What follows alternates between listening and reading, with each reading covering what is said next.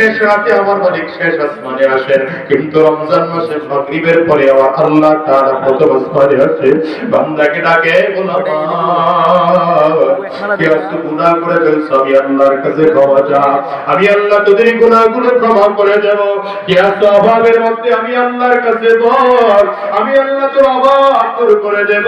কি আজকে টেনশনের মধ্যে আমি আল্লাহর কাছে বল, আমি আল্লাহ তাআলা তোর টেনশন দূর করে দেব।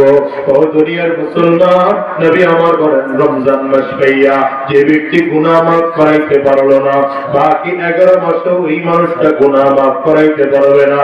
রমজান মাস পাওয়ার পরেও যেই মানুষটা গুনাহ মাফ করাইতে না পারে, ওর যে কপাল পড়ে আল্লাহর জমিনে নাই। এই দুনিয়ার মুসলমান, আজকের ময়দান থেকে ভালো করে ওয়াদা করে বিদায় হও, আমরা তাকওয়া অর্জন করব, মালিকের ভয় কলিজার মধ্যে ঢুকাইব। যদি মালিকের ভয় কলিজার মধ্যে ঢুকাইয়া গুনাহ থেকে বেঁচে দিনদার হইয়া যদি বিদায় হওয়া না যায়, ওই কবর বড় ভয়ঙ্কর।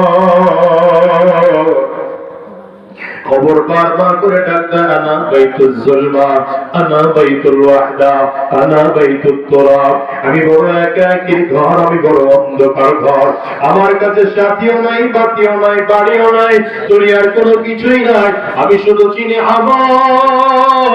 যদি ভালো আমল করে আসতে না পারো, কপাল পোড়ার দল, আমার ডানেও মাটি, বামেও মাটি, সামনেও মাটি, পেছনেও মাটি, উপরেও মাটি, নিচেও মাটি, মাটি আর মাটি, আমি কবর দুই দিকের মাটি গুলো একত্রিত হইয়া এত জোরে চাপ মারবো, কলিজা গুলো, রগের এক একটা হাড্ডি গুলো আরেক পাত্রায় নিয়ে পৌঁছে দেব।